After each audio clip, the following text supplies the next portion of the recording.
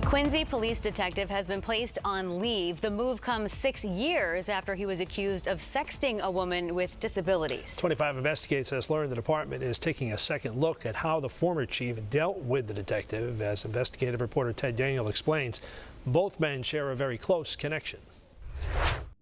Detective Andrew Keenan is the son of recently retired Quincy Police Chief Paul Keenan, and he's the mayor's nephew. When he was hired in 2014, other candidates made formal complaints of nepotism. But that's not what this story's about. 25 Investigates is looking at a serious allegation made against Keenan after he joined the force and how his father dealt with it. When Andrew Keenan was sworn in 2014, his father, then Quincy Police Chief Paul Keenan, stood behind him.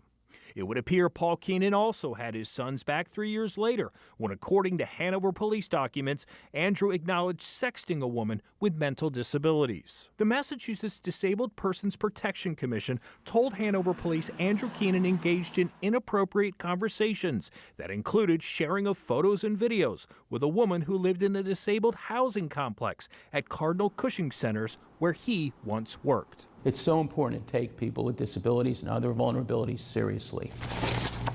Leo Sarkisian is the executive director of the ARC Massachusetts, the largest advocacy group in the state for people with disabilities. Nothing gets me more angry than people who are in positions of authority or responsibility that take advantage or manipulate or even exploit persons who are vulnerable. Andrew Keenan has never been charged with a crime. The Plymouth DA's office says the 2017 case involved 2 consenting adults, and the conduct did not support criminal charges. The DA's office confirmed Quincy Police Department was notified for any potential violations of their rules or policies. We're a brand new administration. We're looking into it. Mark Kennedy is the new police chief. He says he first learned of Andrew Keenan's past in July, shortly after Paul Keenan retired. This department was made aware in 2017 that one of the officers was under criminal investigation. What did the department do at that time? Yeah, I can't speak to that, Ted. What I can tell you is we're looking into the matter. That's why we took the step of putting the officer on leave, conducting our own review. My name is Ted Daniel. I'm a reporter. Despite numerous attempts, we were unable to find Andrew Keenan. Mr. Keenan. Former police chief Paul Keenan answered all of our questions. Did you give any special treatment because this was your son? No, I did not. Actually, he was held to a little higher standard. He was exonerated on all charges. There were no criminal charges filed. I received the information, and he immediately went into an employee assistance program, completed it successfully, and he's doing very well, thank you.